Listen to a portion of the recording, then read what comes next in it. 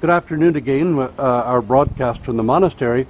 I can't upload these here in Istanbul because Turkey has, the Turkish government has banned YouTube and YouTube access, so I'll upload them when I get to Greece tomorrow or the next day. But I'm sitting here with my colleague David Goa, overlooking the Blue Mosque. It's a great, magnificent structure. And I think a little in the foreground you'll also see the stele of Constantine, Emperor Constantine, born in the purple. And it seems rather appropriate with the stele and then the great mosque in the background to ask David a little bit about conversations with Islam. We touched on it once before, but actually we're here in Istanbul to have one of those conversations, and this one about a great Turkish Islamic philosopher, Bediüzzaman Said Nursi. And I wanted to ask David, how did the dialogue with Islam has not been, it seems to me, very effectively carried out from an Orthodox point of view with the Orthodox Church. I realize in Syria everyone tends to get along well enough, but in the world itself, when we have a number of Christians trying to have these dialogues for understanding with Islam, it just seems to me that the Orthodox Church has not been as involved as it should be or could be, and I wondered if you had any thoughts on that.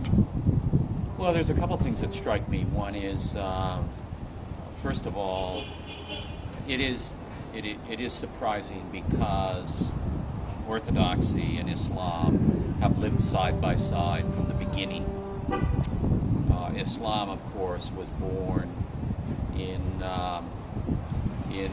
the desert into a world where Orthodox Christians had existed for 700 years, better 600 years.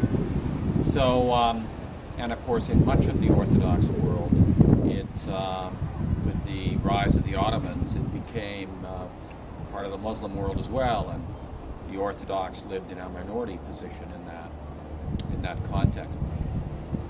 So it's also so striking to me to think of how many of the great church fathers actually worked for a sultan or were in one way or another working out their understanding of the faith and their spiritual theology in the context, in a Muslim context, with their Christian communities. So there is so much to gain from finding fruitful ways to live and work together. I think that this question probably needs to be looked at in each of the different contexts and in each of the different historical periods. If you take Turkey, where we sit today, it's important, I think, for people to realize that in Turkey, since the revolution of Kemal Atatürk, which brought about a secular government here in Turkey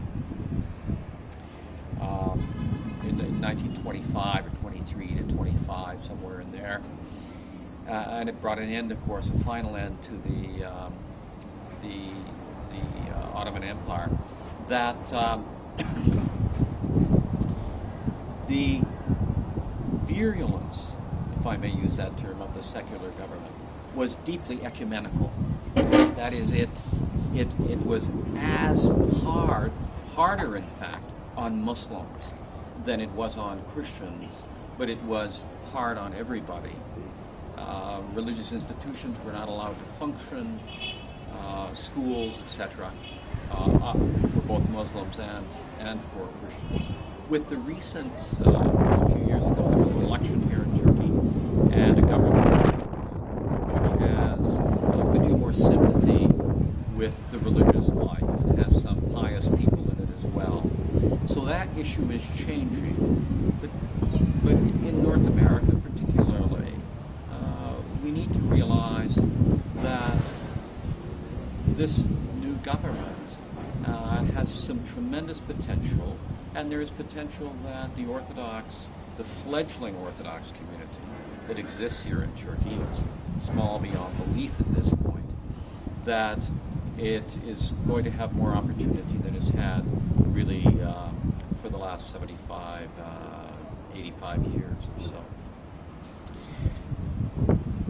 It's in that period here in Turkey, I suspect that conversations across religious bounds were as dangerous as they were within a particular religious community. They were seen as threatening to the state, and for that reason, it was very easy to withdraw from those conversations. It's striking to me that in a number of periods in the history of the Orthodox Church, the relationship with Islam has been a healthy one. There have been times when it has not been healthy, but there have been times when it has been healthy as well. And we need to understand why that was. What was the source of that health? And we need to pull that forward in all of these contexts. It's all too easy to pull forward the deep negative periods. That's a kind of natural appetite we have as human beings, and we need to counter that with pulling forward what is best and challenging both the Christian community as well as Muslims to their better angels. Yeah, you mentioned that some of the Holy Fathers had actually worked in various capacities for Islamic rulers. St. John Damascene was one. And let's remember that St. John Damascene's hand was cut off through the conspiracy of people in the church, not because of the Muslims. And I suspect that may have been part of the problem that we've had, at least for the last century, is the intrigues and politics within the Orthodox Church, which have perhaps drained away far too much of our energies that could have been put into better use, even into dialogues. Another part of this, which sadly we have to remember, and we sit in the place where one of the saddest chapters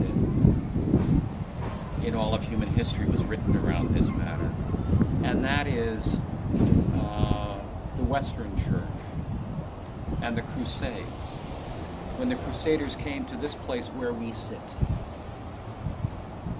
and occupied Constantinople on their way, of course, they were on their way to Jerusalem. We read about that in the great work of Stephen Runciman, for example. And of course, who were these Crusaders?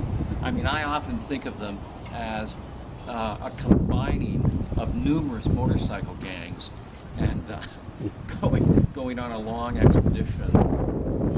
And of course, there was the awful sacking of Constantinople with the Fourth Crusade, and the bringing back of so much of the treasure to Western Europe. So, for Orthodox Christians in this part of the world, historically, as we know from that famous phrase, they often chose the Sultan's turban to the papal mitre. And the reasons are pretty clear. But I think sometimes, though, even within the Orthodox world, some people chose the Sultan's turban to the tax burden that had been imposed upon them by the imperial government. Right. And perhaps we, in dealing with some of the great heresies of the past, had been less than willing to actually work out these differences in a long-term way. And of course, by the time Islam came, the Monophysites and others were quite relieved to be under somebody other than the Byzantine Empire, because the Byzantines, they were persecuted anyway.